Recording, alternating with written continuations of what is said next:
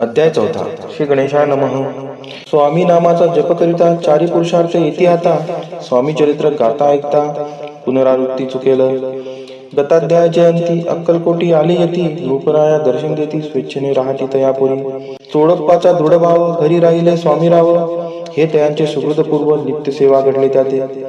चोळप्पाची सद्गुणी कांता तीही केवळ पतिव्रता. सदोदित तिच्या चित्ता आनंद स्वामी सेवेचा. स्वामी केवळ ईश्वरमूर्ती देशोदेशी झाली ख्याती. बहुत लोक दर्शना येते कामना चित्ती धरुणी. कोणी संपत्ती कारणे कोणी मागती संताने. व्हावे म्हणून या लग्न येती दूर देशाहून. शरीर भोगे कष्टले संसार तापे तप्त झाले. मायामय पसाऱ्या तपसले ऐसे आले किती एक. भक्तांतरी जे जे इच्छित तेथे येती राजपूर्वीती. दृढचरणी जयांची भक्ती त्यासी होती कल्पतरू. जे का निंदक कुटील तया शास्त्रे केवळ. नास्तिकांप्रती तत्काळ योग्य शासन करतात. कोणी दोन संन्यासी आले अक्कलकोटाशी. हंसवती म्हणते जनांशी ढोंगी यांच्या नादी लागला. हा स्वामी नवे ढोंगी जो नाना भोगभोगी. साधू लक्षण याचे अंगी कोणते हो वसत असे. ऐसे त्यांनी निंदले समतांशी अंतिरी जाणिले. जेव्हा ते भेटीसी आले तेव्हा केले नवल एक. एका भक्ताची या घरी पातली समर्थांची स्वारी. तेही दोघे अविचारी होते बरोबरी संन्यासी. तेथे या तिन्ही मूर्ती बैसविल्या भक्ते पाटावरती.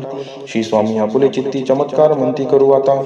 दर्शनेच्छू जन असंख्यात पातले तेथे क्षणार्धात. समाज दाटणाला पोहत एकची गर्दी राहिली. दर्शनी घेऊन चरणांचे मंगलनाम गर्जती वाचे. हेतू पुरवावे मनींचे म्हणून या विनविती. कोणी द्रव्य पुढे ठेविती कोणी फळे समर्पिती. नाना वस्तू अर्पण करीती नाही मिती तयांते. कोणी नवसाते करीती कोणी आणून देती. कोणी काही संकल्प करती चरण पूजिती आनंदे. संन्यासी कौतुक पाहती मना माझी आश्चर्य करती. क्षण एक तटस्थ होती वैरभाव विसरोणी. स्वामींपुढे जे जे पदार्थ पडले होते असंख्यात. ते निज हस्ते समर्थ संन्याशा पुढे लोटीती. मोडले जनांची गर्दी तो येविनी सेवे करी. संन्याशा कुठल्या नाना परी वस्तू नेऊ लागले. समर्थांनी त्या दिवशी स्पर्श न केला अन्नोदकासी. सूर्यदाता असता चळाशी इथून या उठले. दोघे संन्यासी त्या दिवशी राहिले केवळ उपवाशी. रात्र होता त्यांसी अन्नोदक वर्ज्यासे. जे पातले करू छळना त्यांची झाली विटंबना. दंडावया कुत्सिन जना अवतरले यतिवर्य. इति श्री स्वामी चरित्र सारामृत नाना प्राकृत कथा संमत. सदा पारिसोत प्रेमळ भक्त चतुर्दध्याय गोळ हा. श्री स्वामी राजार्पणमस्तु. श्रीरस्तु शुभम भवतु. अध्याय 5. श्री गणेशाय नमः. भवकानन वैश्वानरा अज्ञान तमच्छेदका भास्करा. पूर्ण साक्षी परात्परा भक्ता खरा सदयतो. अक्कलकोट नगरात एक पर्यंत स्वामीराज वास करीत. भक्त बहुत झाले वार्ता पसरली चहूंकडे. कोणाचे पडता साकडे धाव घेती स्वामींकडे. राजे रजवाडे थोर थोर.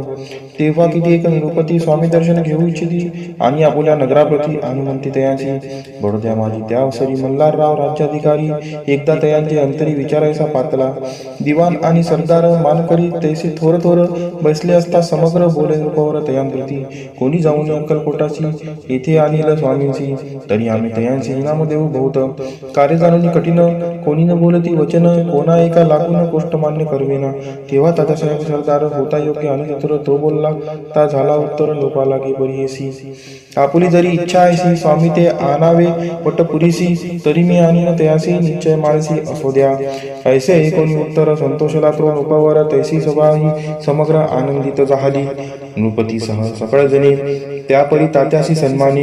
गौरवनी मधुर वचने यशस्वी हो म्हणती तया. तात्या साहेब निघाले सत्वर अक्कलकोटी आले. नगर पाहुणी संतोषले जे केवळ वैकुंठ. पाहुणी स्वामींची दिव्य मूर्ती आनंदित झाले चित्ती. तेथील जनांची पाहुणी भक्ती धन्य म्हणती तयांदे. अक्कलकोटींचे नृपती स्वामी चरणी ज्यांची भक्ती. राजघराण्यांतीतली निर्मिती त्याही कहती स्वामी सेवा. ऐसे पाहुणी तात्यांशी विचार पडला मानसे. त्या नगरांतरे स्वामीचे कैसे नेऊ आपण.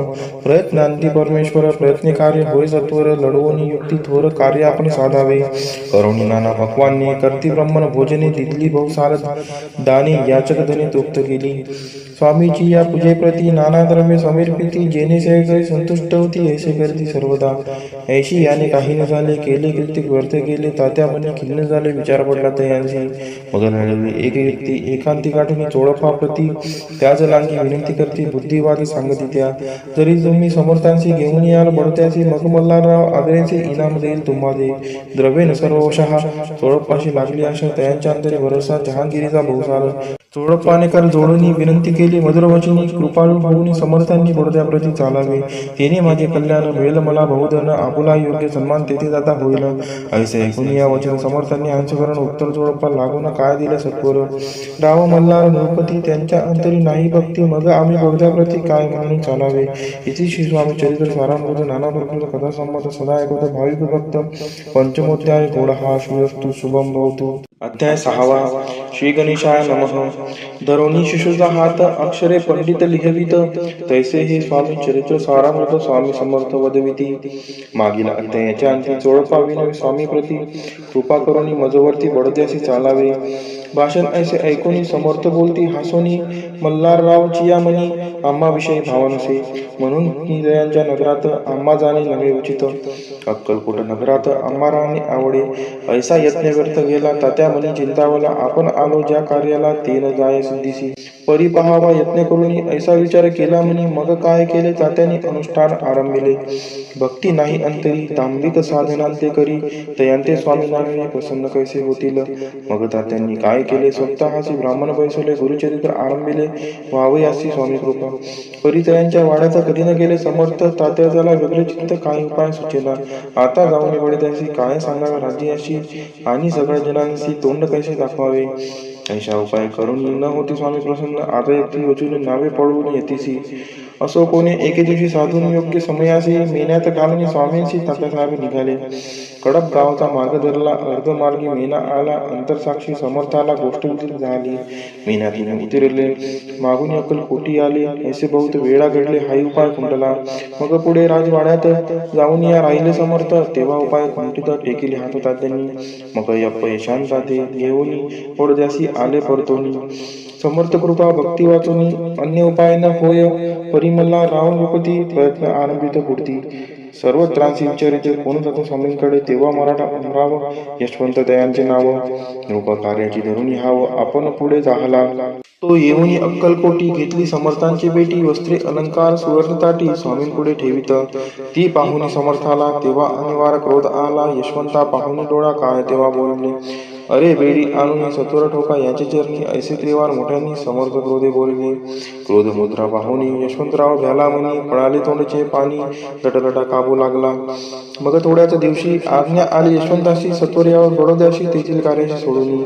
साहेब विषप्रयोग केला, मल्हाररावावरी आळ आला, त्या कृत्या माझी यशवंताला गुन्हेगार लेखिले. हाती पायी बेडी पडली, स्वामी वचनी प्रचिती आली, अघटित लीला दाविली, ख्याती झाली सर्वत्र. इति श्री स्वामीचरित्र सारामृत नाना प्राकृत कथा संमत सदा भक्त पारिसोत षष्ठोध्याय गोड हा. इति श्री स्वामीचरित्र सारामृत षष्ठोध्याय समाप्तः. शुभम भवतु.